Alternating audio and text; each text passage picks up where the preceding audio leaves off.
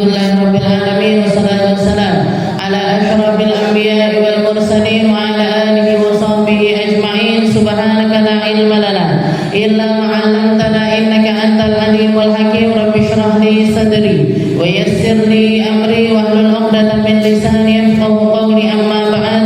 Alhamdulillah ala ni'matil Islam, alhamdulillah ala ni'matil iman, wa kafa biha min ni'mah. Allahumma barik lana fi Rajab wa Sya'ban wa ballighna Ramadan wa ballighna Ramadan wa ballighna Ramadan wa 'inna 'ala siyam wal qiyam wa qira'atil Qur'an wa qanni'na bil yasir minal manam. Alhamdulillah, segala puji bagi Allah Subhanahu wa taala yang mengaruniakan kita Islam iman, yang mengaruniakan kepada kita Nabi besar Muhammad sallallahu alaihi wasallam, yang mengaruniakan kepada kita ilmu-ilmu yang bermanfaat, ilmu-ilmu yang memahamkan, ilmu-ilmu yang kita harapkan menjadi ilmu yang menancap dalam di dalam hati kita, menambahkan keyakinan kita kepada Allah Subhanahu wa taala, menjadikan kita hamba-hamba yang bergerak di jalan-jalan kebaikannya, digunakan sama Allah taala lisan kita, telinga kita, mata kita, kaki kita, dan seluruh anggota tubuh kita untuk mencari perkara-perkara yang mendatangkan kemuliaan, yang mendatangkan kepantasan untuk menjadi para penghuni syurganya Allah Ta'ala, yang menjadikan kita orang-orang yang diangkat derajatnya sama Allah Ta'ala setinggi-tingginya, sehingga apa yang kita lakukan sekarang ini menjadi penyebab akhir hidup kita yang baik, tempat tinggal abadi kita menjadi tempat yang paling nyaman untuk ditinggali, paling luas bagi kita, paling terang untuk kita. Tidak ada kesumpekan, tidak ada kesedihan, tidak ada rasa sakit lagi nanti ketika kita berada di tempat tersebut. Karena sesungguhnya kematian itu adalah hadiah terindah bagi Allah Ta'ala, bagi seorang hamba beriman. Orang yang beriman kalau ditawarin kematian sama Allah Ta'ala, mereka nggak akan pernah menolak. Kenapa? Karena mereka tahu, karena bisa dipastikan setelah kematian itu terjadi, yang tersisa hanya tinggal kenikmatan saja. Sumpeknya ditinggal di dunia, khawatirnya ditinggal di dunia, rasa sakitnya ditinggal di dunia, gak enak semuanya ditinggalkan di dunia. Yang terjadi setelah itu tinggal kenikmatan demi kenikmatan. Oke, maka kita minta sama Allah Ta'ala semoga hari-hari kita nambah terus imannya. Kita minta sama Allah Ta'ala semoga iman Islam ini memenuhi seluruh ruangan yang ada di dalam jiwa kita, memenuhi pikiran kita, memenuhi mata kita, telinga kita, dan semua yang Allah Ta'ala sekarang ini amanahkan kepada kita, sehingga segalanya menjadi sesuatu yang naik derajatnya di sisi Allah Subhanahu wa Ta'ala. Sebagaimana Nabi kita Nabi Muhammad sallallahu alaihi wasallam, misi utamanya beliau untuk berdakwah, misi utamanya beliau adalah untuk memahamkan umat, untuk menancapkan kalimat la ilaha illallah di dalam setiap jiwa. Oleh karena itu dikatakan tidak ada satupun jalan di negeri Mekah, tidak ada satupun bukit di negeri Mekah, tidak ada satupun gang ataupun juga jalan-jalan kecil sekalipun, kecuali di tempat tersebut menjadi saksi perjuangannya Nabi. Di tempat tersebut Rasulullah selalu menggaungkan, selalu mengatakan kepada siapapun yang beliau temui, beliau mengatakan qulu la ilaha illallah tuflihu. Wahai manusia, ayyuhan nas, wahai manusia, ucapkan la ilaha illallah, maka engkau akan menjadi orang yang selamat. Kamu akan beruntung sampai ke akhirat nanti. Kalimat ini bahkan diucapkan Nabi kepada istrinya, kepada anaknya, kepada menantunya, kepada keponakannya, kepada paman-pamannya, semuanya Rasulullah SAW menghabarkan tentang hal ini kepada semuanya. Bahkan Nabi Muhammad SAW di awal perkara beliau naik di atas bukit Syaibah, di atas bukit Syaibah, di atas bukit tersebut Rasulullah mengumpulkan setiap suku, setiap orang-orang dari semua kabilah termasuk dari keluarganya sendiri. Dan Rasulullah mengatakan, ya Bani Hashim, wahai Bani Hashim, anqidu anfusakum minan nar, keluarkan jiwa-jiwa kalian dari nerakanya Allah Ta'ala, karena hari itu tidak ada satupun yang bisa menyelamatkan kecuali diri kalian sendiri, yaitu dengan beriman kepada Allah Subhanahu wa Ta'ala. Ya Khadijah, ya Fatimah, Rasulullah mengucapkan kepada putri tercintanya sendiri, ya Fatimah, anqidhi nafsaki minan nar, wahai Fatimah, keluarkan jiwamu dari nerakanya Allah Ta'ala, karena tidak ada sesiapapun yang bisa menyelamatkan sebuah jiwa kecuali jiwa itu sendiri, yaitu ketika jiwa tersebut berikrar dari dalam lubuk hatinya yang paling dalam mengucapkan kalimat la ilaha illallah. Makanya Rasulullah SAW sering kali mengingatkan, jaddidu imanakum, akhir min qawli la ilaha illallah, selalulah perbaharui keimanan kalian dengan memperbanyak mengucapkan kalimat la ilaha. Rasulullah SAW juga mengatakan, afdalul dzikir la ilaha illallah, paling afdalnya zikir, paling tingginya derajat sebuah zikir adalah ketika lisan seseorang itu mengucap la ilaha illallah. Afdalu ma qultu ana wan nabiyyina min qabli, paling afdalnya kalimat yang keluar dari lisan saya dan lisan para nabi-nabi sebelum saya adalah kalimat la ilaha illallah. Di dalam hadis yang lain Rasulullah SAW mengatakan, man qala la ilaha illallah sidqan min qalbi dakhalal jannah, barang siapa yang mengucap la ilaha illallah dengan penuh rasa dari dalam hatinya, pengakuan mutlak kepada Allah Subhanahu wa Ta'ala, dipastikan orang tersebut akan masuk ke dalam surganya Allah Ta'ala. Makanya para ulama mengatakan kalau kita bangun tengah malam di dalam keadaan yang sendiri, nggak ada sesiapapun yang melihat, nggak ada sesiapapun yang mendengarkan kita, di saat itulah ucapkan dengan kalimat yang panjang di setiap lafadznya, la ilaha illallah, la ilaha illallah, ditekan, dipanjangkan, kita resapi rasa tersebut di tengah malam. Di situ potensi untuk keluar dari dalam hati yang sebenarnya terjadi. Dia jadikan itu sebuah rutinitas kita untuk mengucapkannya kepada Allah Subhanahu wa Ta'ala tengah malam, di saat tidak ada siapapun yang melihat ataupun juga memandang kepada kita. Ini perjuangan seumur hidupnya Nabi Muhammad SAW. Ini perjuangan berdarah-darahnya Nabi. Ini perjuangan bersulit-sulitnya Nabi untuk menancapkan kalimat la ilaha illallah di dalam setiap jiwa, di dalam setiap hati. Maka beruntunglah kita ketika kita lahir bawa la ilaha illallah. Dan beruntunglah kita semoga nanti akhir usia kita pun juga ditutup dengan la ilaha illallah. Jadi kalimat-kalimat yang paling mulia yang diajarkan oleh Allah Ta'ala lewat lisan Nabi Muhammad SAW. Kita lanjutkan pembahasan kita, masih membahas tentang surat At-Takwir, masih di awal-awal surat At-Takwir. Wahia Makkiyah 29 ayat. Surat ini termasuk di dalam kategori surat Makkiyah. Jumlah ayatnya adalah 29 ayat. Allah Subhanahu wa Ta'ala mengatakan, idza syamsu kuwirat wa idzan nujumu kadarat wa idzal jibalu suyirat wa idzal 'isharu 'uttilat wa idzal wuhushu husyirat wa idzal biharu sujjirat wa idzan nufusu zuwijat wa idzal mau'udatu su'ilat bi ayyi dhanbin qutilat. Jadi di awal-awal ayat Allah Subhanahu wa Ta'ala menjelaskan tentang segala hal yang terjadi di hari kiamat.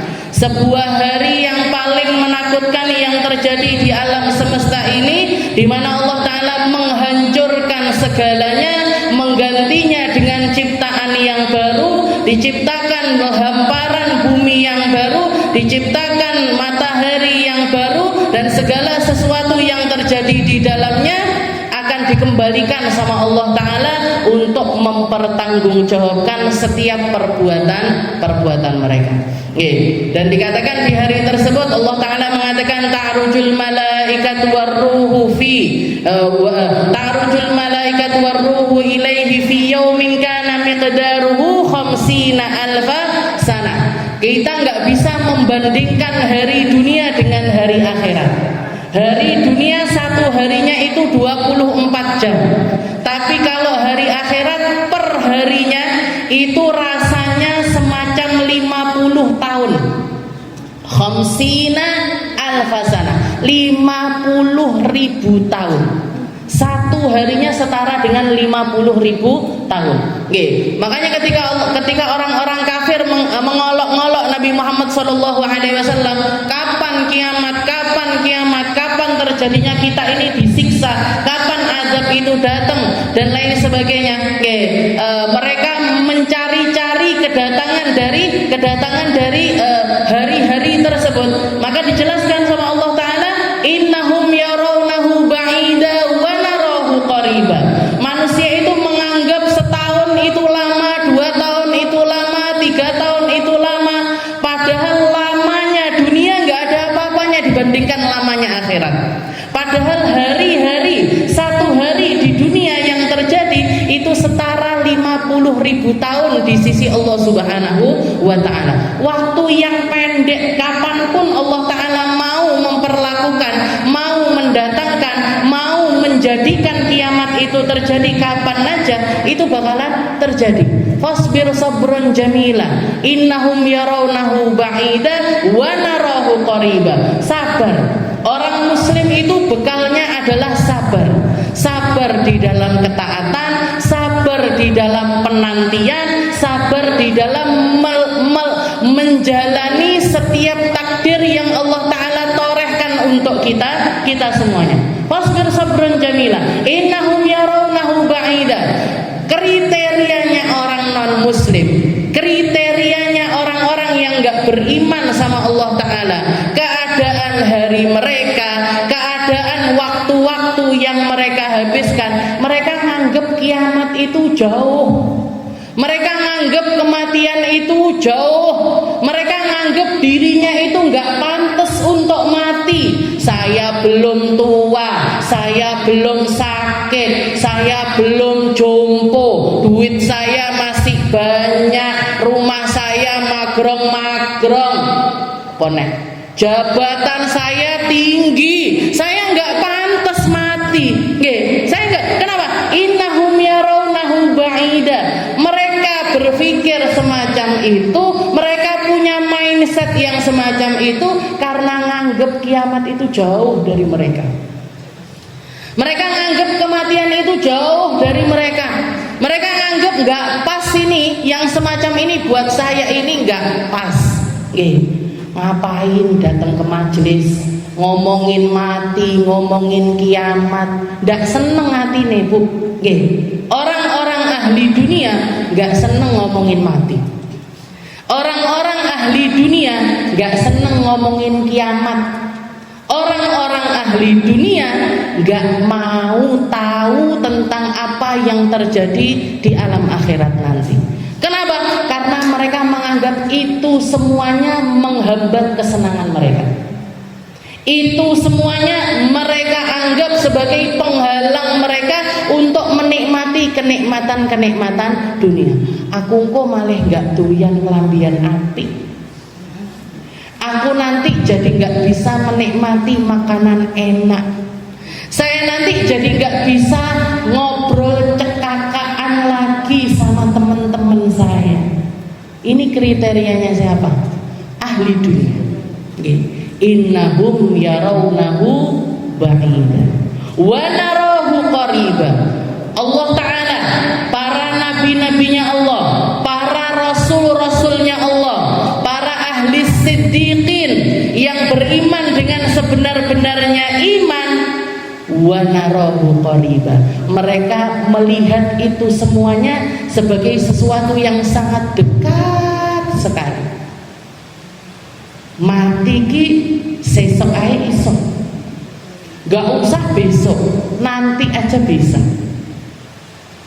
Gak perlu sakit, gak perlu jatuh, gak perlu gak punya duit, gak perlu jatuh dari jabatan untuk bisa menemui kematian. Nggih, wa narahu qariban. Makanya para ulama mengatakan orang iman itu kematian itu di pelupuk mata mereka. Sehingga setiap hari-hari mereka, cara pandang mereka di dalam menangani setiap kehidupannya, yang dipikirkan bukan tentang apa yang saya nikmati di dunia, tapi bagaimana nasib saya kalau saya melakukan yang semacam ini di akhirat nanti. Makanan ini berantin saya di akhirat apa enggak? Harta ini bikin saya sengsara apa enggak? Kelakuan saya ini bikin saya tambah mulia di sisi Allah Ta'ala atau tidak?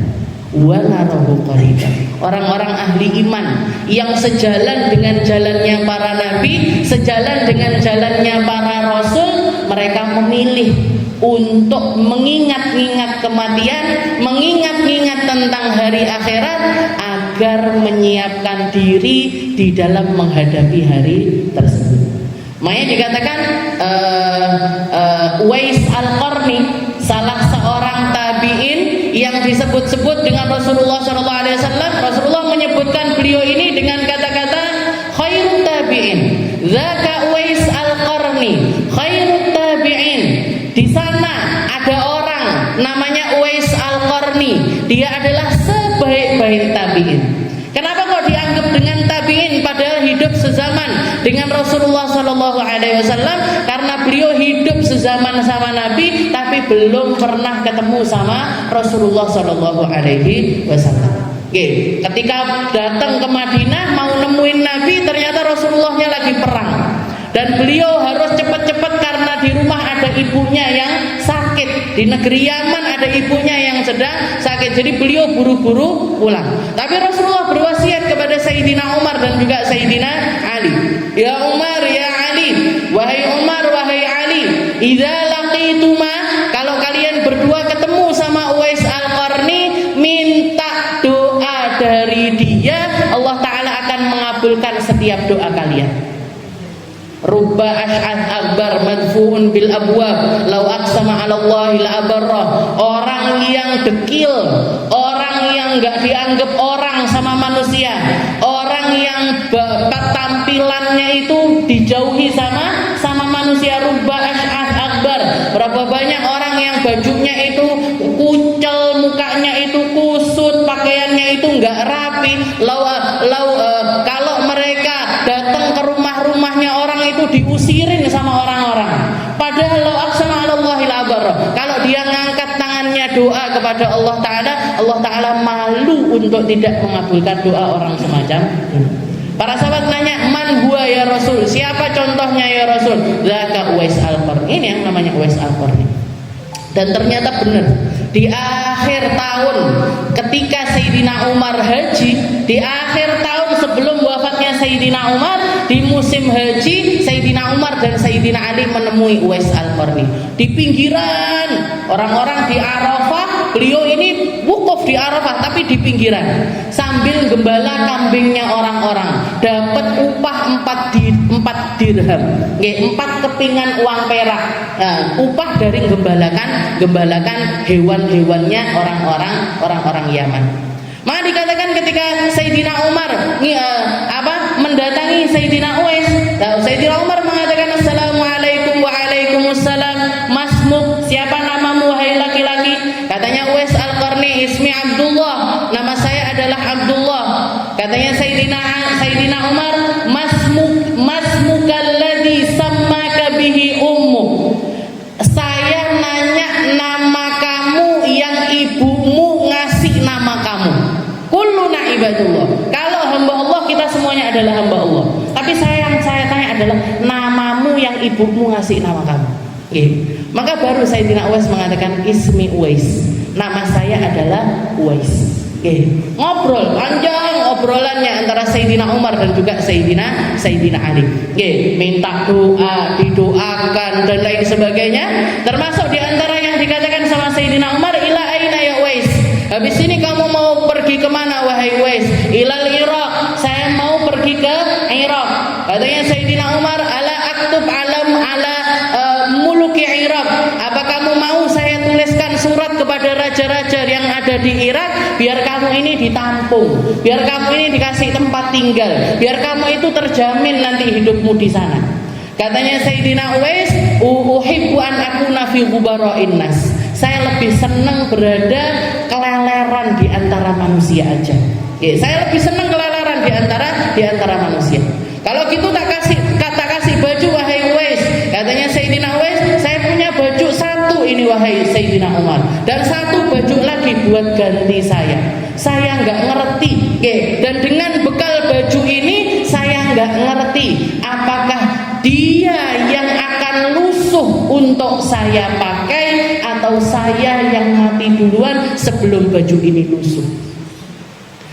Wahai Uwais, apakah kamu saya beri bekal, saya ambilkan dari Baitul Mal untuk bekal kamu pergi ke Irak. Masa pergi ke Irak cuman bawa uang 4 dirham?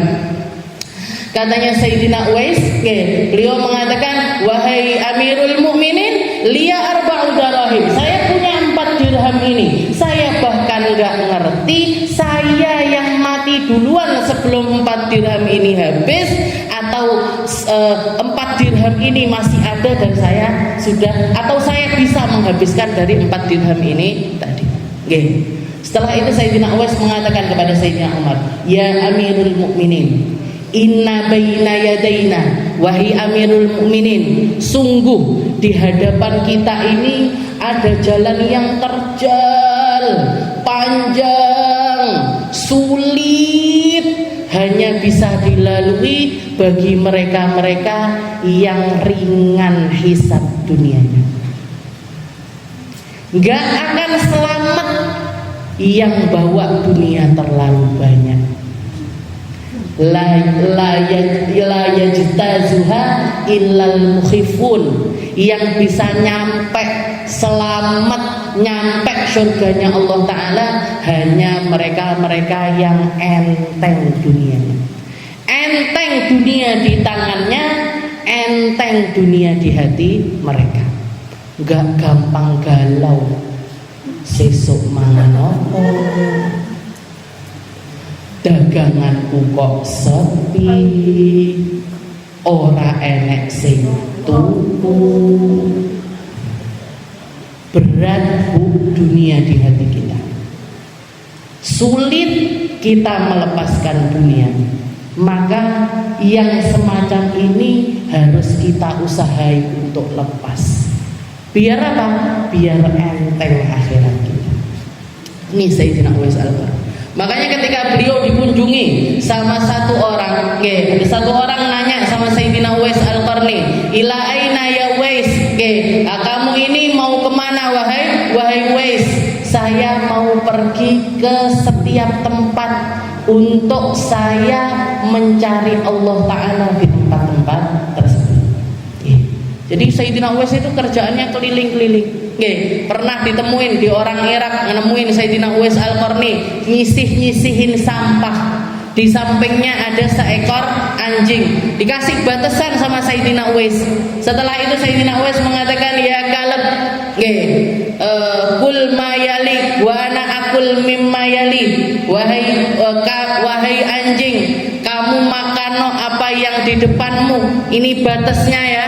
Saya akan makan yang ada di depan saya. Ini dari kalimat sederhana ini ngambil dari adabnya Nabi Muhammad SAW. Nabi Muhammad SAW pernah berpesan kepada Sayyidina Anas bin Malik, ya Anas, samillah wa kul biyaminik wa kul mimma yalik. Wahai Anas bin Malik, anak kecil umur 7 tahun. Wahai Anas bin Malik, kalau mau makan baca bismillah. Bismillah wa kul biyaminik, makan pakai tangan kananmu. Wa kul mimma yalik, dan makan apa yang ada di hadapan. Eneke soto yo mangan soto, ojo golek rawon. Adanya ayam ya dimakan ayamnya, nggak usah nyari yang lainnya. Ini adabnya Nabi Muhammad SAW, terutama di perjamuan, terutama ketika kita dikasih makan orang, terutama ketika kita ini makan bareng-bareng, makan satu nampan, makan yang kita makan yang di depan kita, jangan makan di sini, juga kono. Ini bukan adab yang diajarkan sama Nabi Muhammad. Dikatakan yang boleh kita ngambil di tempat yang agak jauh adalah ketika kita melihat buah. Kalau ada buah, ada suguhan buah di situ, di depan kita nggak disediakan, di agak sana ada disediakan, maka nggak apa-apa kita minta tolong buahnya. Tapi selain buah, sebaiknya kita makan apa yang ada di hadapan kita. Jadi Sayyidina Uwais ini ngomong sama anjing seperti itu. Kul mimma yali, wa ana akul mimma yali. Kamu makan yang di depanmu, aku makan yang di depanku juga. Setelah itu Sayyidina Uwais mengatakan, ya Kalab, sudah dia ini makannya di dekatnya tong sampah. Wahai Kalab, in ana jtastu sirat. Kalau saya jadi orang yang berhasil melewati jembatan siratnya Allah Ta'ala, fa ana khairun minka, maka berarti saya lebih baik daripada kamu. Tapi wahai anjing, kalau sampai saya jadi orang yang gak selamat melewati siratnya Allah Ta'ala, fa wallahi anta khairun minni, maka demi Allah kamu jauh lebih mulia dibandingkan saya. Setelah itu nangis beliau, gak situ maaf, dibungkus makanannya, disedekahkan kepada orang-orang. Itu Sayyidina Uwais Al-Qarni. Kenapa kok bisa seperti itu? Faham makna dari apa yang datang dari Allah Subhanahu wa Ta'ala lewat Nabi Muhammad sallallahu alaihi wasallam. Di sini Allah Ta'ala mengingatkan kepada kita tentang ahwalul qiyamah, tentang betapa mengerikannya kiamat dan segala sesuatu yang terjadi di hari kiamat. Dan dikatakan kiamat kehancuran ini tadi hanya disaksikan oleh syarrun nas, ibnu syarrin nas. Jadi hancurnya seluruh alam semesta ini, manusia yang menyaksikan kejadian tersebut dikatakan 6 hari sebelum kehancuran alam semesta, manusia masih masuk di pasar-pasar, masih belanja, masih ngobrol-ngobrol dengan manusia lainnya dan lain sebagainya. Tahu-tahu yang terjadi, mataharinya hancur, jatuh, bintang-bintangnya berjatuhan dan lain sebagainya. Itu 6 hari sebelum terjadi kiamat kubro yang hancur leburnya. Dikatakan orang-orang yang menyaksikan keadaan tersebut adalah seburuk-buruknya manusia, anaknya seburuk-buruknya manusia, anaknya seburuk-buruknya manusia. Orang yang gak sholat, anaknya orang gak sholat, anaknya orang gak sholat. Jadi kalau misalkan kita melihat masih banyak ahli sholat, insya Allah gak nemuin kiamat yang hancur itu. Kalau kita melihat orang-orang yang baik sujud rukuk sama Allah Ta'ala masih ada di sekitaran kita, kehancuran yang semacam ini insya Allah enggak kita saksikan, insya Allah enggak disaksikan oleh anak kita, dan insya Allah enggak disaksikan oleh cucu kita.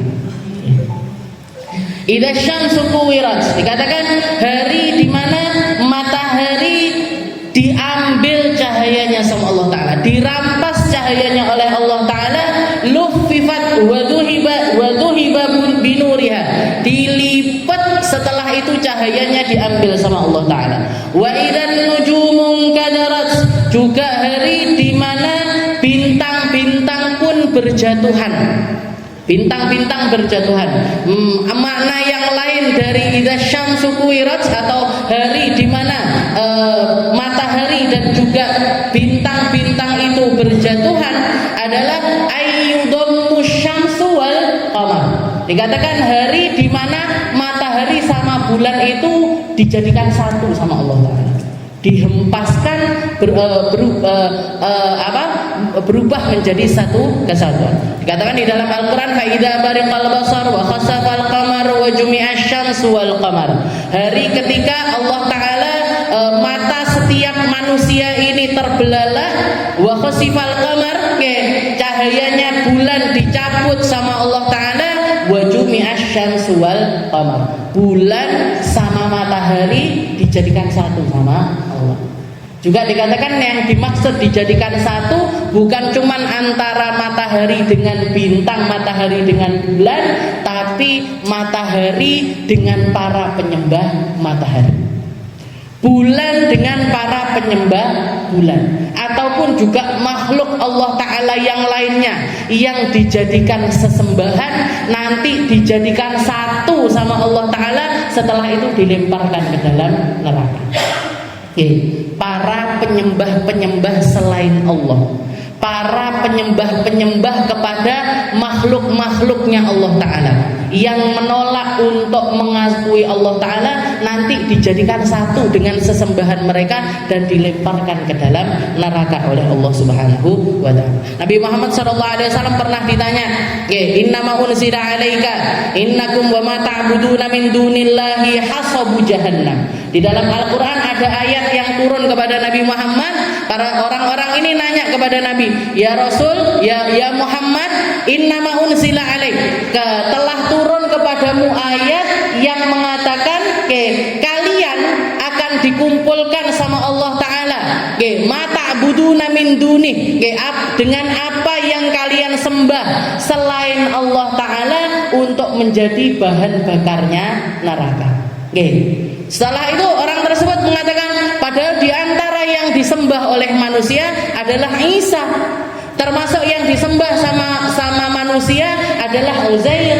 Ada orang-orang dari orang-orang Nasrani menyembah Nabiullah Isa, orang-orang Yahudi menyembah Uzair.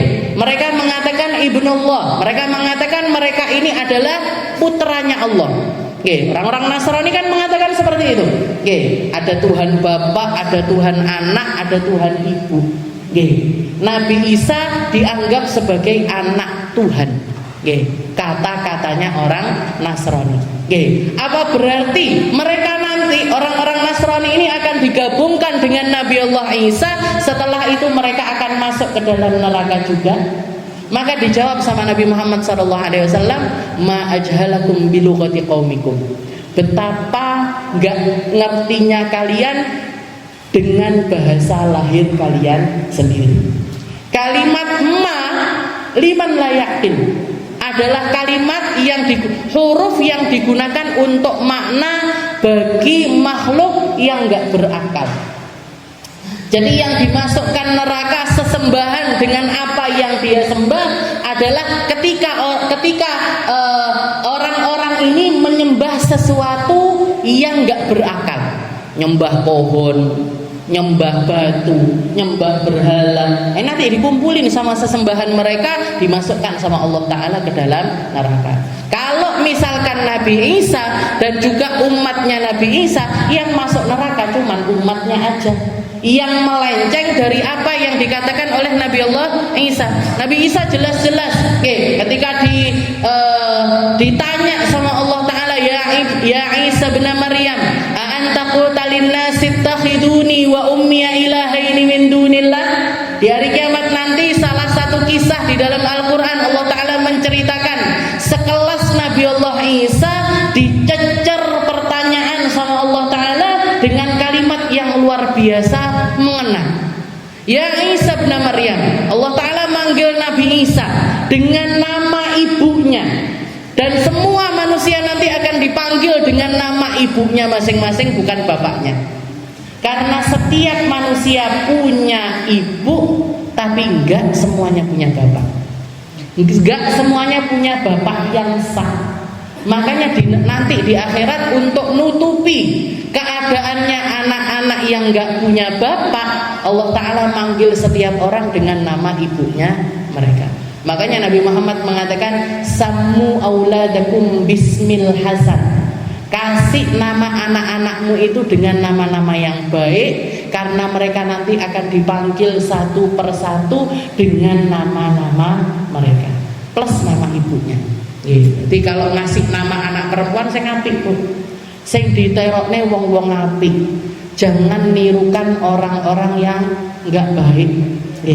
Zaman sekarang itu kan saya sampai heran kalau ngabsen anak-anak TPG, ya anaknya wong Jawa betul asli. Florencia, ini anak Inggris apa piye? Ini anak dikasih nama-nama yang keren-keren yang nggak ngerti maknanya apa. Kadang nirukan artis, kadang nirukan ini itu dan lain sebagainya. Apa kita ini kekurangan nama? Katanya Nabi, khairul asma Abdullah atau Abdurrahman. Kalau laki itu paling baiknya nama Abdullah atau Abdurrahman. Nah, itu sebaik-baiknya nama. Kok kembar karo liyane? Kalau nggak mau kembar Abdullah, tapi nanti dikasih apa belakangnya. Tapi kasih nama yang baik dulu. Perempuan paling baiknya siapa? Maryam atau Amatullah. Jarang orang Indonesia ngasih nama anaknya Amatullah. Amatullah itu artinya hambanya Allah, hamba Allah Taala yang perempuan. Jadi dikasih semuanya bakalan dipanggil masing-masing. Nabi Allah Isa dipanggil sama Allah Ta'ala, ya Isa bin Maryam, wahai Isa putranya Maryam, wahai Isa anaknya perempuan yang namanya Maryam, a'anta qulta linnasi ittakhiduni wa ummiya ilahaini min dunillah. Wahai Isa, apa benar kamu pernah bilang sama umatmu untuk menjadikan aku dan ibuku adalah Tuhan selain Allah Ta'ala, atau sembahlah aku dan ibuku selain Allah. Dikatakan dari pertanyaan itu tadi, dari satu pertanyaan tersebut, Nabi Allah Isa diem gak bisa jawab selama 1 tahun. 1 tahunnya akhirat, yang 1 harinya itu nilainya setara 50.000 tahun.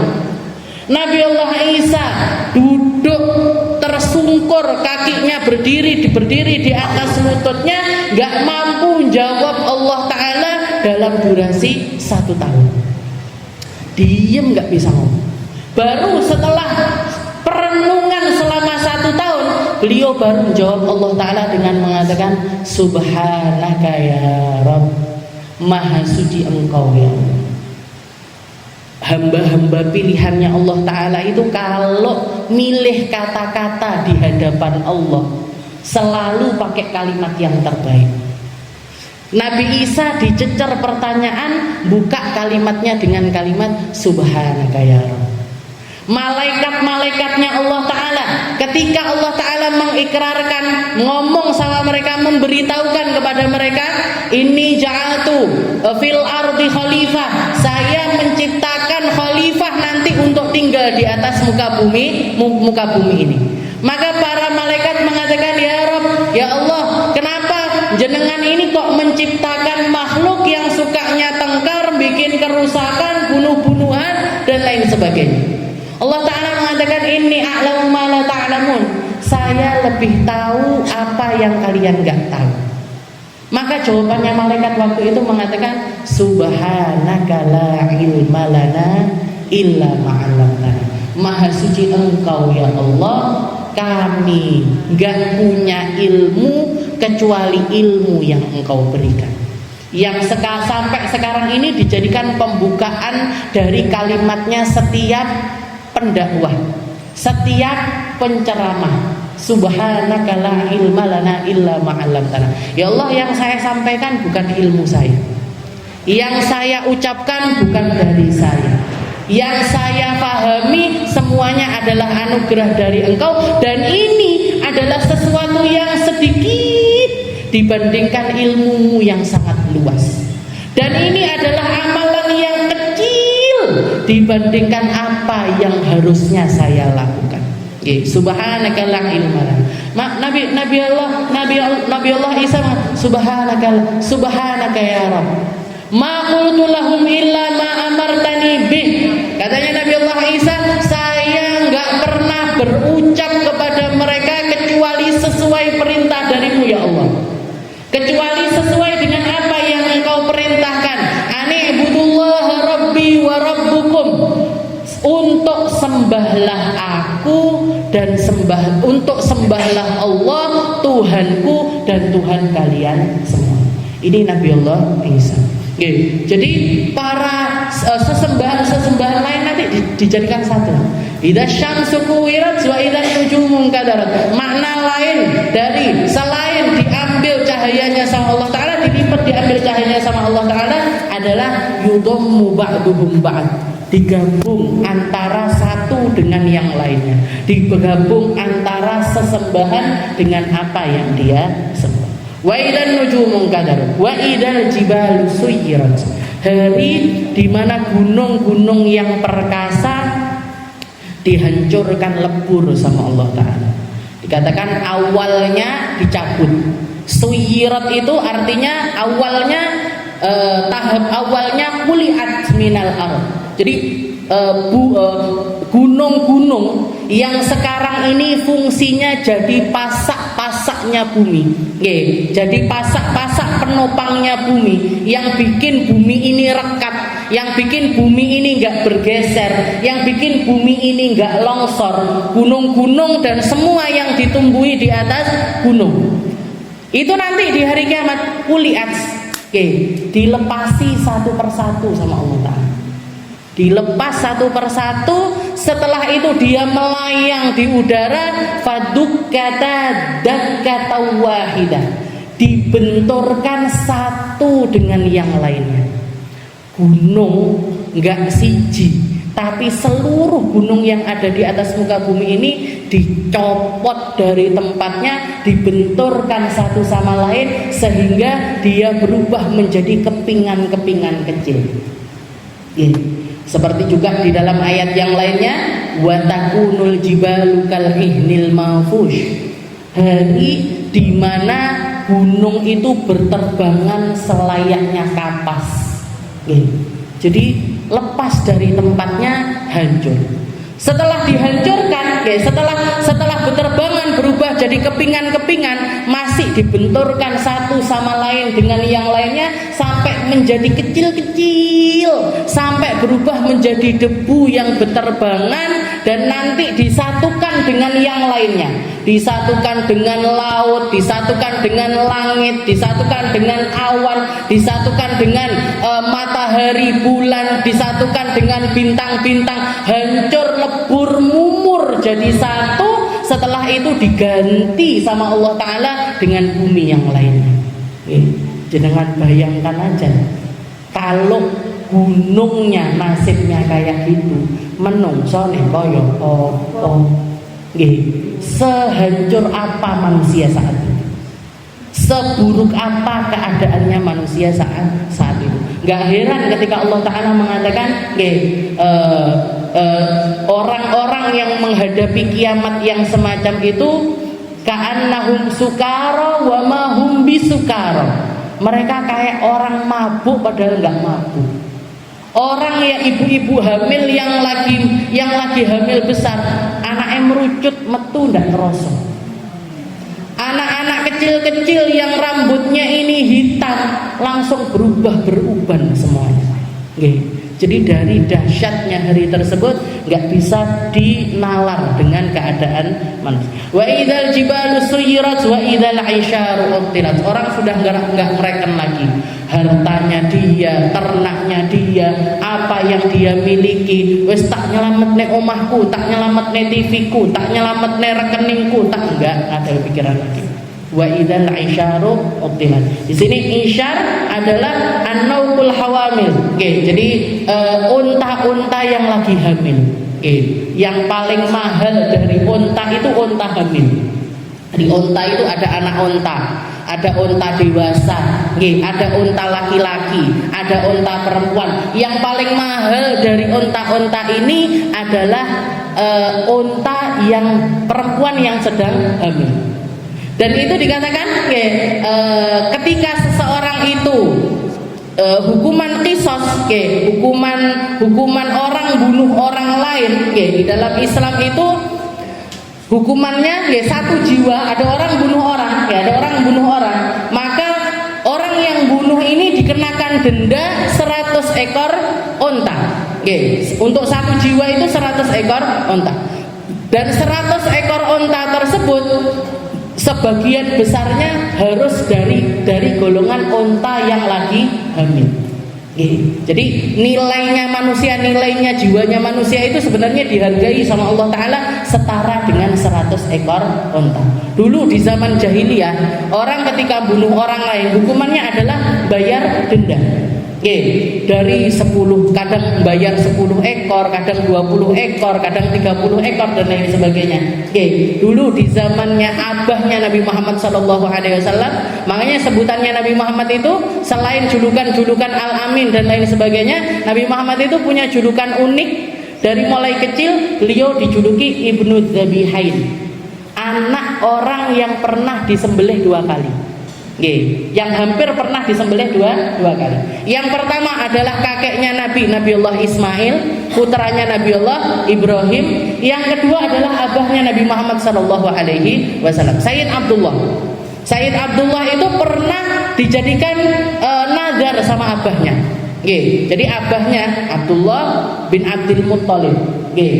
Abdul Muttalib ini pernah bernazar ketika lagi ngopeni orang-orang haji, ngasih minum orang haji. Itu kerjaan kakek-kakeknya Nabi, paman-pamannya Nabi itu ngopeni orang-orang haji. Jadi panitia haji dari zaman-zaman sebelum Islam.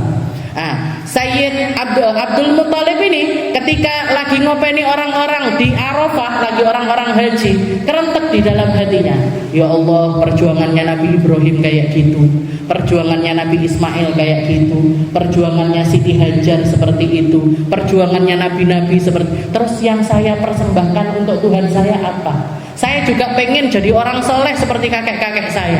Saya pengen juga nirukan amalan yang mereka lakukan. Maka dikatakan Sayyid Abdul Muttalib waktu itu, Abdul Muttalib waktu itu bernazar, ya Allah, kalau engkau karuniai anak laki-laki 10, salah satunya saya sendiri. Nazar di zaman jahiliyah. Saya kalau punya anak laki-laki 10, saya salah satunya nanti akan saya sembelih. Maka dikatakan sejak saat itu, istrinya lahiran lanang sampai 10 orang. Jadi punya anak laki-laki itu 10. Maka dikatakan diingetin sama orang-orang, kamu dulu pernah nazar kalau punya anak 10 mau kamu sembelih 1. Sekarang saatnya. Jangan tunda lagi, sekarang saatnya. Akhirnya nama-nama anaknya ini ditulis semuanya di kertas. Setelah itu dimasukkan ke Qur'an, kayak jenengan kalau arisan itu dikocok, dikocok. Ketika dikocok keluar Abdullah, keluar Abdullah. Teriak ini, yang perempuan teriak semuanya, aduh jangan Abdullah, ini paling ganteng, akhlaknya paling baik, paling indah budi pekertinya. Jangan Abdullah. Ini lagi, dikocok lagi, dibungkus lagi, masukkan lagi, dikocok lagi. Keluar lagi Abdullah. Sampai 3 kali keluar Abdullah terus. Katanya Abdul Muttalib, kayaknya memang harus saya nyembelih Abdullah. Nangis ini yang perempuan, jangan Abdullah. Terus gimana? Sekarang gini aja, gandengkan di dalam Quran ini sudah yang bukan dengan saudaranya yang lainnya, tapi dengan unta-unta. Maka dikatakan dikocok namanya Abdullah sama 10 ekor unta. Dikocok, keluar Abdullah. Dinaikkan lagi Abdullah sama 20 unta, dikocok Abdullah. 30 Abdullah, 40 Abdullah, 50, 60, 70 sampai 100. Begitu kocokan yang ke-10, dikocok lagi, keluar baru 100 ekor unta. Katanya orang-orang, sudah selesai. Berarti sekarang kita gantikan lehernya Abdullah dengan 100 ekor unta. Sedekahlah beliau 100 ekor unta. Dan itu jadi patokan hukuman qisas sampai zaman sekarang ini harusnya. Orang kalau tahu dendanya bunuh orang itu 100 ekor unta, gak kira bunuh orang tuh. Mau bunuh orang, gitu ekor dia aku gitu. Zaman sekarang orang bunuh orang, nusuk orang, gitu. Seperti itu mudahnya. Padahal satu nilainya jiwa manusia itu kalau digantikan itu patokannya adalah 100 ekor. Kok jiwanya manusia? Giginya jenengan ini. Gigi itu, 1 gigi. Saya misalkan nggak sengaja mukul jenengan, copot giginya 1. Dendanya di dalam Islam 1 gigi 1 ekor unta. 1 Satu ekor onta itu kalau dirupiahkan sekitar 30 sampai 40-an juta. Jadi satu giginya jenengan itu harganya 40 jutaan, Bu. Jenengan hitung aja, piro nggih. Berapa giginya kalikan 40 juta. Jenengan itu sugih banget. Sugih banget, enggak pakai minta, enggak pakai apa, dapat semuanya dari Allah. Wa idzal isyaru mubtilat wa idzal wuhushu husyirat. Hari di mana hayawanul bar, hewan-hewan di darat semuanya juga akan ikut dikumpulkan sama Allah Ta'ala di padang mahsyar nanti. Insyaallah kita lanjutkan di pertemuan selanjutnya. Wallahu a'lam bishawab.